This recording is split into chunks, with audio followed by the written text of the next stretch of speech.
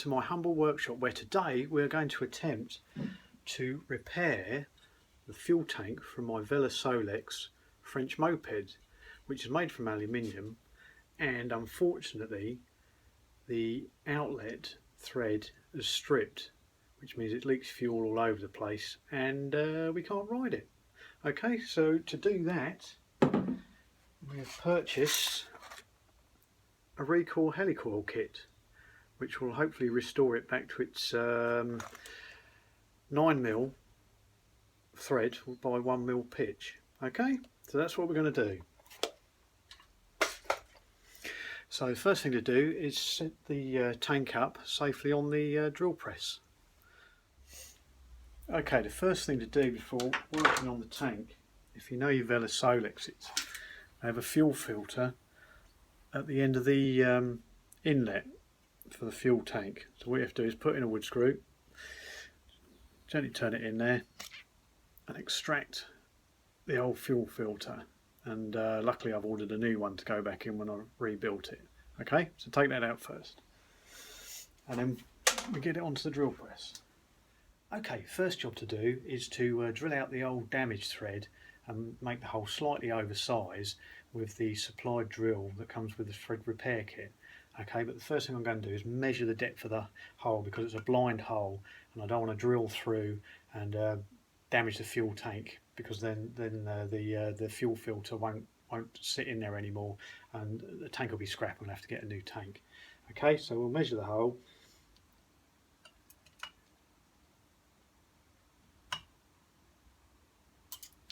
Okay, and then just transfer that onto the drill with a bit of tape, just as a witness mark.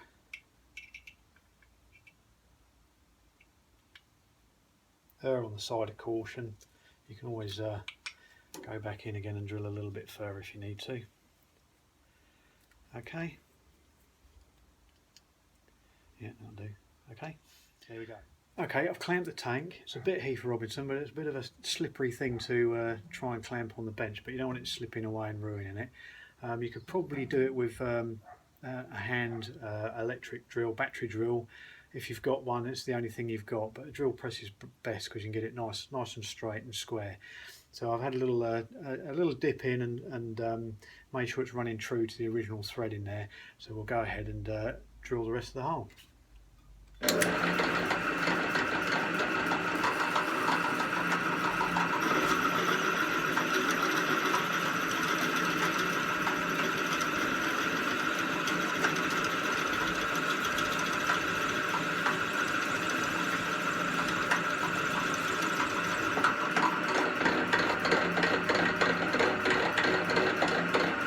Just checking that it hasn't gone all the way down.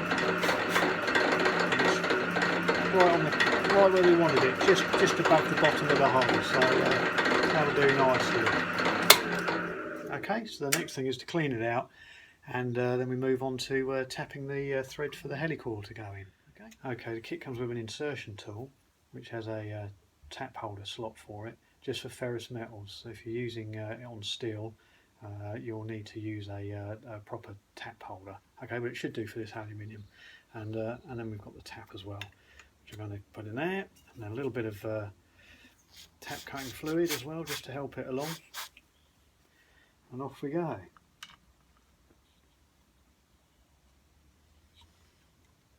Try and keep it square. And don't force the tap.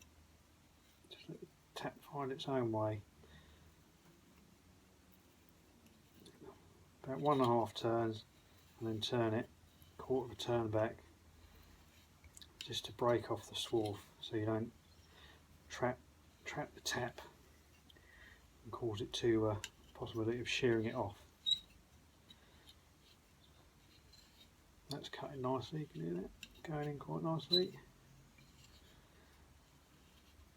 Just be a bit careful as well if you're going a blind hole. You know that it doesn't bottom out, and if you do bottom out, don't wind it in any further, because you'll break the new thread that you've just created.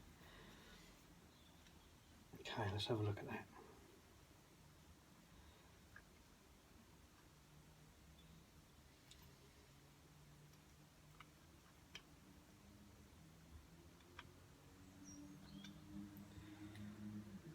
Okay.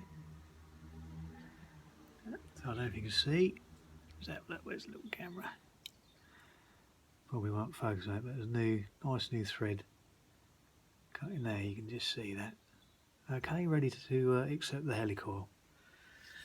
Okay, right, I'll clean the hole out and we'll get ready to put the helicoil in. Okay, I've cleaned the hole and now we're going to take our helicoil, which is here, like a little spring. Okay, and the insertion tool. Yeah. So you pop that in with the tang in like that, and then you screw it in the hole.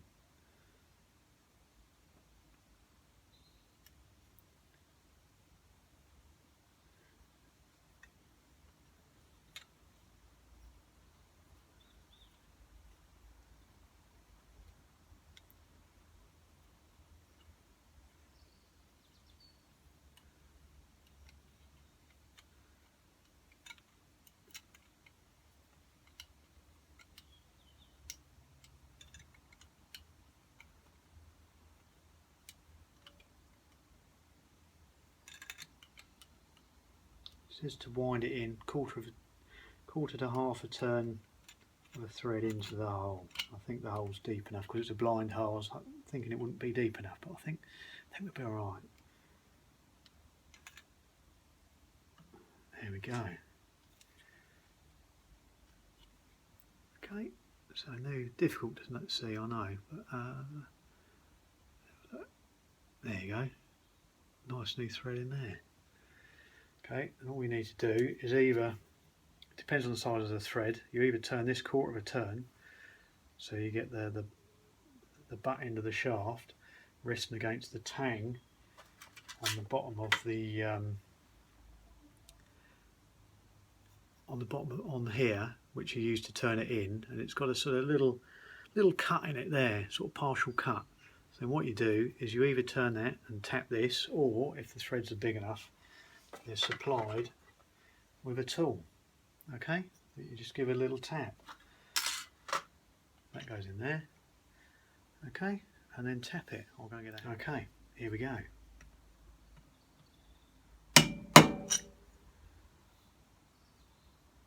Perfect. Okay, it has actually dropped off into the tank, yeah, through the hole. But I'll clean that out in a minute. But now we've got a new restored thread. Very nice. There we go, and we can put the tank back on the moped, which is what we'll do now. We are with the awesome 50cc powerhouse of a VeloSolex French moped, which trots along at a stunning 20 miles an hour. Probably downhill, I think, rather than on the level. Anyway, got the fuel tank with the repaired thread. Got the new filter, so the new filter pops in there like that, and just make sure we pop it home. Just check it. Looks good.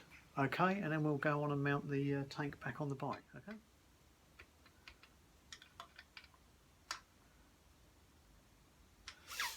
So there we go. Tank's all fitted back on. Fuel lines all go where they should do, and it's all leak free. So a success. So if you're ever thinking of repairing a thread yourself, those thread repair kits are very good. I recommend them. I hope this video's helped you a little bit. Maybe if you thought you were going to have a go yourself rather than giving it to an engineering shop. Yeah, result.